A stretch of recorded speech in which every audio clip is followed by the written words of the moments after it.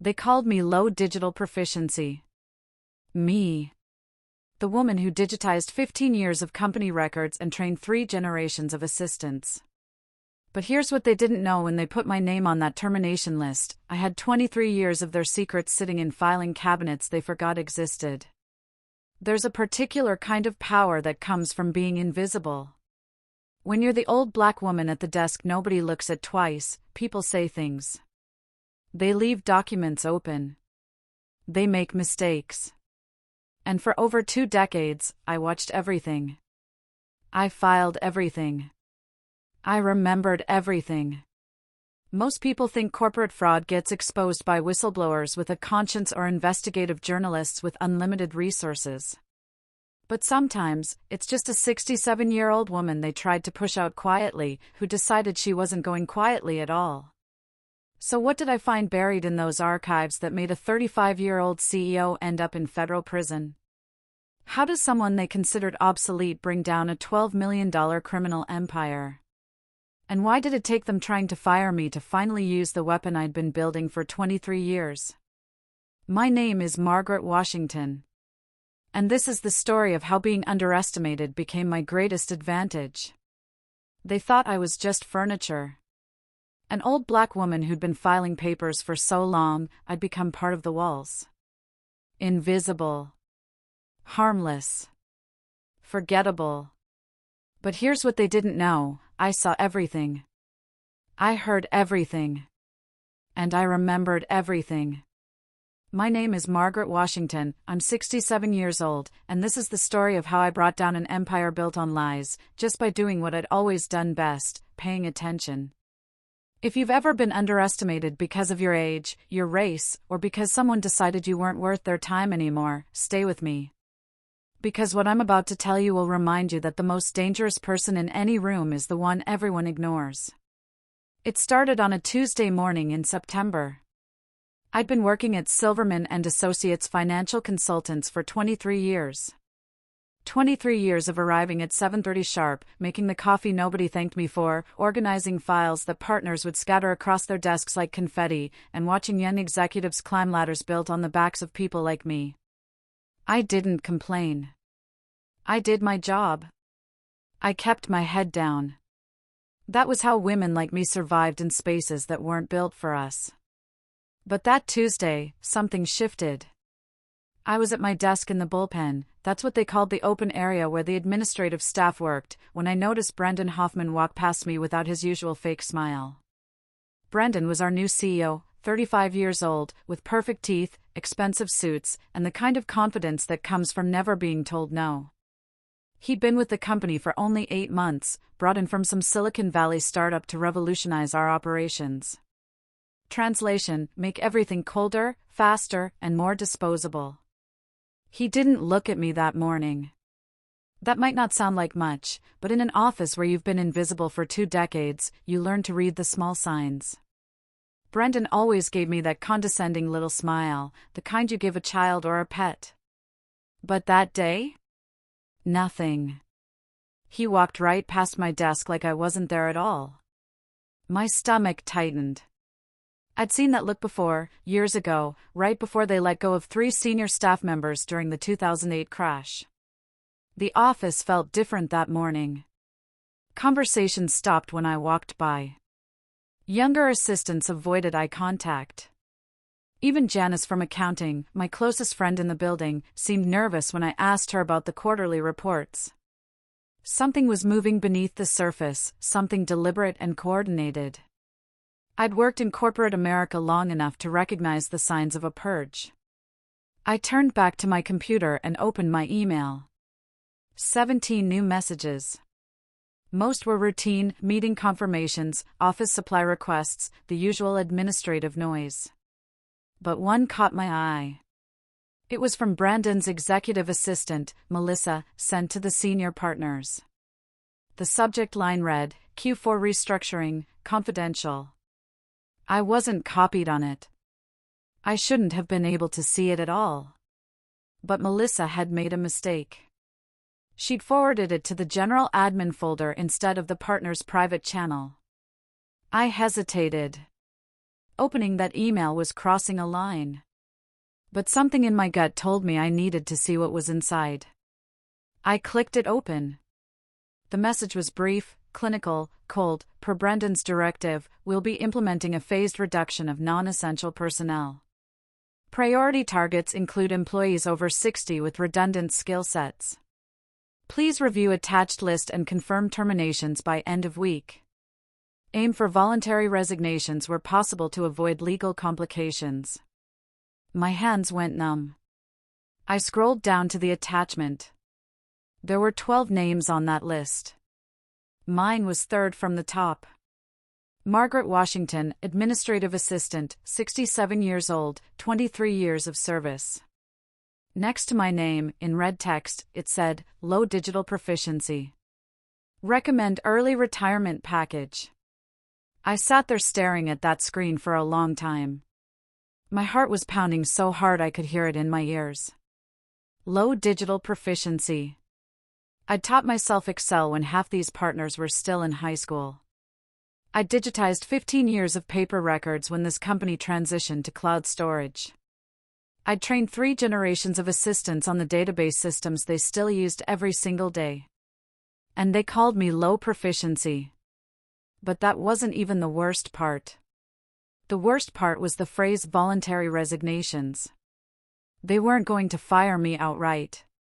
They were going to make my life so miserable, so humiliating, that I'd quit on my own. No severance. No pension protection. Just a quiet exit for the old lady nobody would miss. I looked around the office. At the photos on my desk, my grandchildren, my late husband Thomas, the company anniversary plaque they'd given me at 20 years. I thought about all the early mornings, the late nights, the times I'd covered for partners who showed up hungover or didn't show up at all. I thought about the Christmas bonuses that got smaller every year while the executive salaries grew. I thought about every time someone called me sweetie or interrupted me in meetings or acted like my decades of experience meant nothing. And something inside me hardened. I printed that email. Then I deleted it from the shared folder and cleared the trash. If Melissa realized her mistake, I wanted no trace that I'd ever seen it. I folded the paper into my purse, shut down my computer, and walked to the bathroom on shaking legs. I locked myself in a stall and let myself cry for exactly 2 minutes. Then I washed my face, fixed my hair, and walked back to my desk like nothing had happened. Because here's the thing about being underestimated your whole life, you learn how to hide what you're really thinking. You learn how to smile when you're furious. You learn how to play the game better than the people who think they invented it. That afternoon, Brendan called an all-staff meeting. We gathered in the main conference room, about 40 of us, while he stood at the front with a microphone and a PowerPoint presentation titled The Future of Silverman and Associates. He talked about innovation, disruption, agility. All those buzzwords that sound impressive but mean nothing. Then he got to the part I'd been waiting for. We're entering a new era, he said, flashing that shark smile of his. And to thrive in this era, we need a team that reflects the pace and energy of modern business.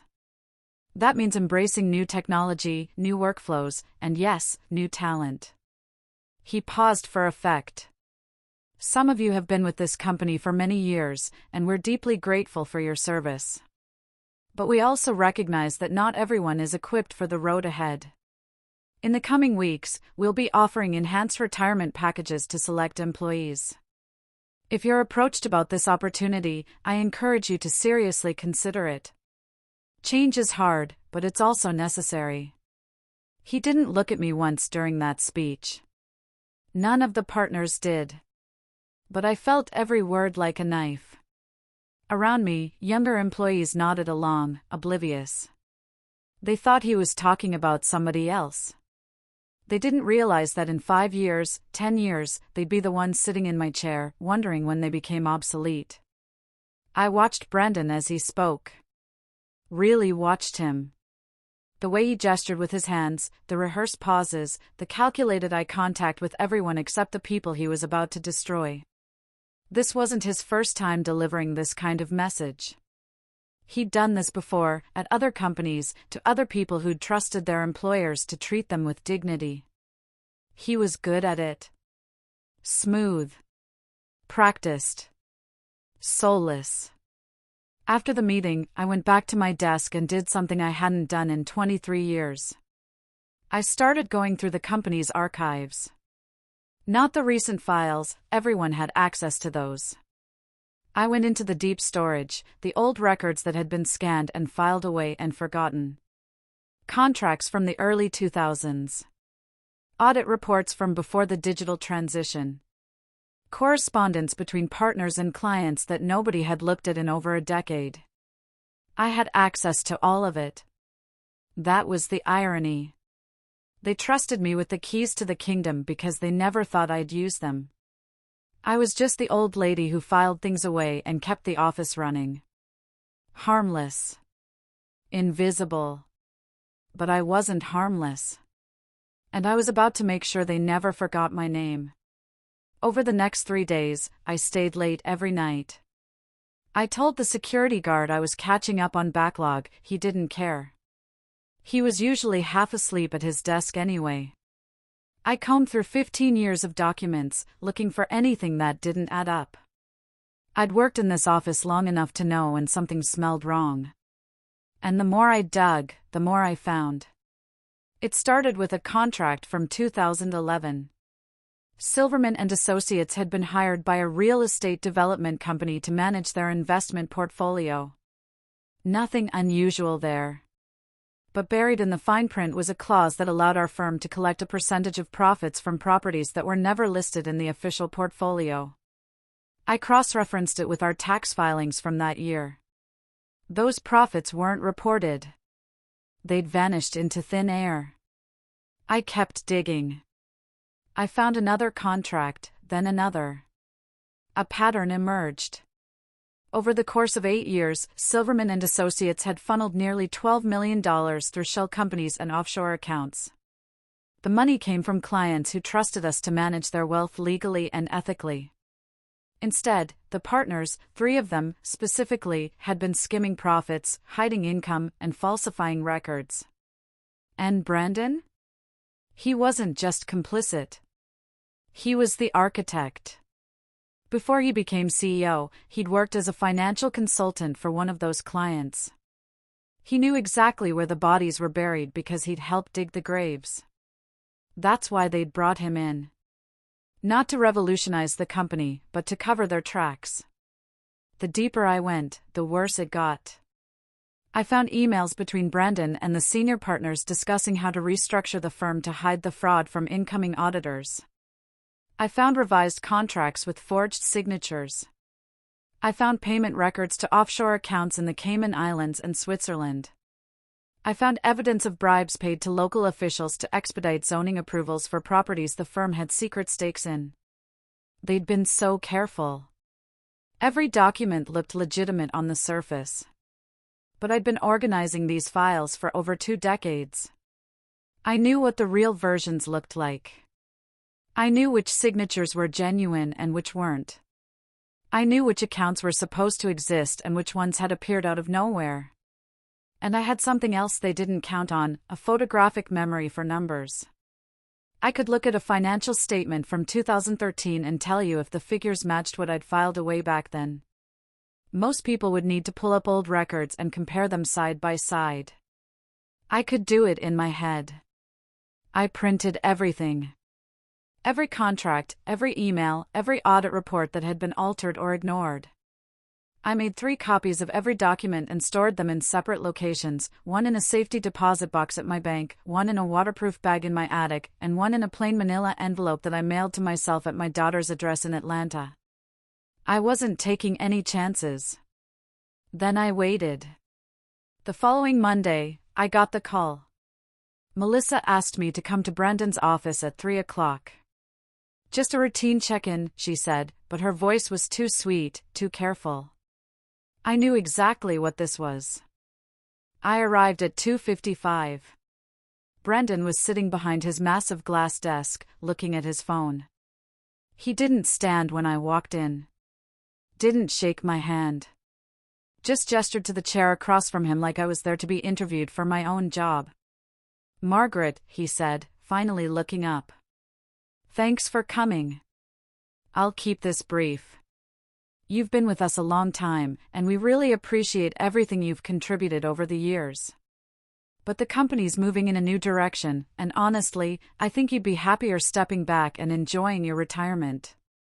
We're prepared to offer you a very generous package, 6 months' salary, continued health insurance through the end of the year, and a nice letter of recommendation." I didn't say anything. I just looked at him. He shifted in his chair. "Look, I know this might feel sudden, but it's really in your best interest. You've earned a rest. Don't you want to spend time with your family? Travel? Relax?" There was a folder on his desk. My file. I could see my employee photo clipped to the inside cover. 23 years of performance reviews, attendance records, every memo I'd ever written. My entire professional life reduced to a manila folder he hadn't even bothered to open before this meeting. Is there someone younger already lined up for my position? I asked quietly. He had the decency to look uncomfortable for half a second. "We're restructuring the entire administrative division. Your role will be distributed among several team members who are already familiar with our updated systems." I see. I folded my hands in my lap. "And the 6 months' salary, that's contingent on me signing something, isn't it? Just a standard separation agreement. Nothing unusual." He slid a document across the desk. "You'd be waiving your right to legal action against the company, but that's normal for these situations. It protects both parties." I picked up the paper and pretended to read it, though I'd seen dozens of these before. Standard corporate cover-your-ass paperwork. If I signed it, I'd have no recourse for age discrimination, wrongful termination, or anything else they might have done illegally. 6 months' salary in exchange for my silence and compliance. I smiled. It was the same smile I'd given difficult clients for 23 years. Polite. Neutral. Unreadable. "Mr. Hoffman," I said quietly, "I've worked here longer than you've been out of college. I've seen 5 CEOs come and go. I've watched this company survive recessions, scandals, and hostile takeovers. And in all that time, I've learned one very important lesson." He raised an eyebrow. "What's that?"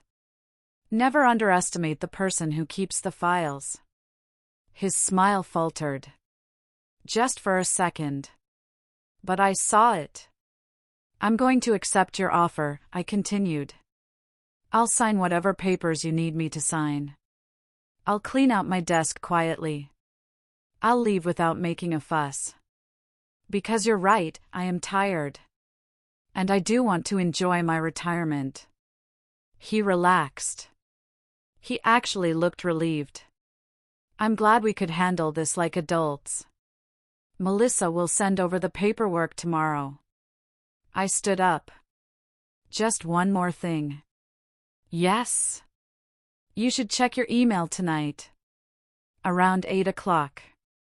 I think you'll find it very interesting." I didn't wait for him to respond. I walked out of his office, took the elevator down to the lobby, and left the building for the last time as an employee of Silverman & Associates. That evening, I sat at my kitchen table with my laptop and 3 cups of coffee. I'd spent the entire weekend organizing the evidence into a comprehensive file. Everything was labeled, cross-referenced, and explained in plain language. I'd created a timeline of the fraud, a breakdown of each scheme, and a list of everyone involved. It was more thorough than most professional investigations. At exactly 8 o'clock that night, 3 people received anonymous emails from an encrypted account. The first was a senior investigative reporter at the Chicago Tribune. The second was a federal prosecutor in the Financial Crimes Division. The third was the chairman of the Securities and Exchange Commission's Enforcement Branch. Each email contained the same thing, a compressed file with over 300 pages of documentation proving systematic fraud, tax evasion, money laundering, and breach of fiduciary duty. Every document was labeled, dated, and cross-referenced. I'd even included a summary memo explaining the scheme in language a first-year law student could understand. I sent the email from a library computer in a neighborhood 40 minutes from my house. I wore gloves. I paid for the printing in cash. I did everything by the book, because I knew what was coming next. And then I went home, made myself a cup of chamomile tea, and waited. The FBI showed up at Silverman and Associates at 6:15 in the morning, 2 weeks later. I wasn't there to see it, but my friend Janice, who still worked in accounting, called me from the bathroom, whispering frantically into the phone. "Margaret, there are agents everywhere. They're taking computers, files, everything. Brendan just got walked out in handcuffs. People are crying. What the hell is happening?" I didn't tell her. I just said I'd heard something on the news and hung up. By noon, every major outlet in Chicago was running the story. Financial consulting firm raided in massive fraud investigation. By evening, they had Brandon's mugshot on screen. By the next morning, 3 senior partners had been arrested. The news called it one of the largest white-collar crime busts in Illinois history. $12 million in hidden assets. 8 years of falsified tax returns. Dozens of clients defrauded. And the source? An anonymous whistleblower described only as a longtime employee with intimate knowledge of the company's operations. I watched it all unfold from my living room. News helicopters circling the building. Reporters shoving microphones in the faces of shell-shocked employees. Brendan's lawyer making statements about his client's innocence. The partners' families crying on the courthouse steps. And I felt nothing. No guilt. No satisfaction.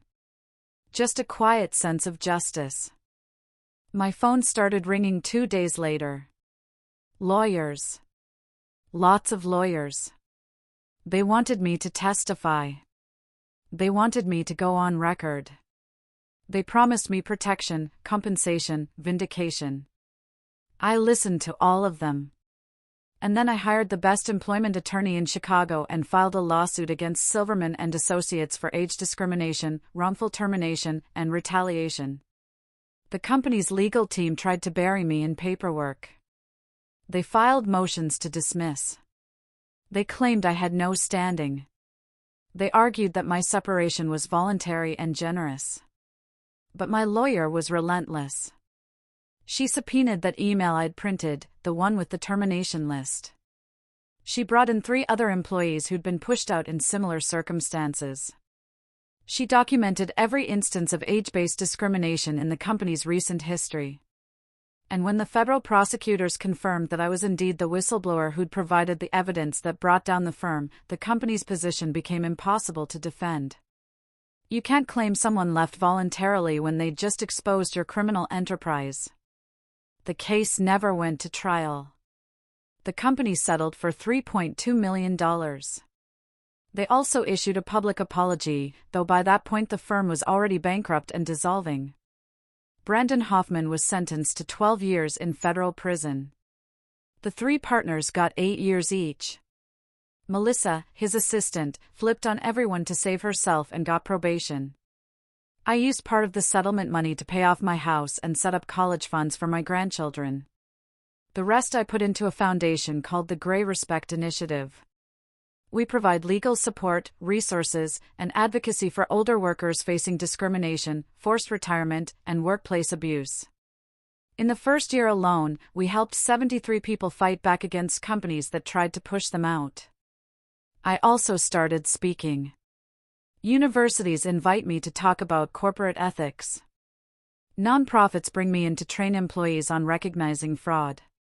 Last month, I gave a keynote at a conference for women in finance.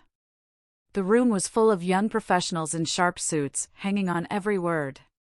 At the end, a woman in her 20s came up to me with tears in her eyes. My grandmother worked for 30 years at a company that laid her off with nothing, she said. She died believing she didn't matter. Thank you for showing people like her that they do. I think about that moment a lot. I think about all the Margaret Washingtons out there, sitting at desks in offices where nobody sees them, where nobody values them. I think about the ones who leave quietly, who accept the insults and the dismissals because they think they have no choice. And I want them to know something. You are not invisible. You are not obsolete. You are not furniture. You are a witness. You are a record keeper. You are a force that people underestimate at their own peril. The foundation has grown beyond anything I imagined. We've helped over 300 workers in 3 years. We've forced 12 companies to change their hiring and retention practices. We've gotten 5 pieces of age discrimination legislation passed at the state level. And we're just getting started. Last week, I got a letter from a woman in Texas. She's 64, worked as a paralegal for 38 years, and her firm just told her they're transitioning to a younger, more dynamic team. She found my foundation online. She sent me copies of emails where partners discussed her age and made jokes about her still using a flip phone even though she doesn't. She asked if I could help. I called her that same day. We talked for 2 hours. I connected her with an attorney in Houston. I sent her the documentation checklist we've developed, everything she needs to build an airtight case. And I told her what I wish someone had told me years ago: your experience is not a liability. It's a weapon.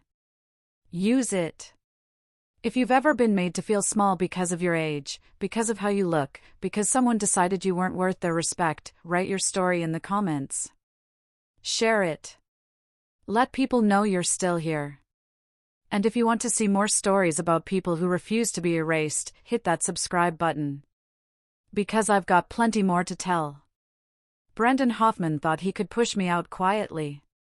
He thought I'd disappear without a trace, just another old woman who didn't fight back. But here's what he didn't understand: I'd spent 23 years watching men like him build empires on lies. And when you watch long enough, you learn exactly where the cracks are. They tried to fire me quietly. Instead, I exposed everything. And I'd do it again in a heartbeat. My name is Margaret Washington. I'm 67 years old. And I'm just getting started.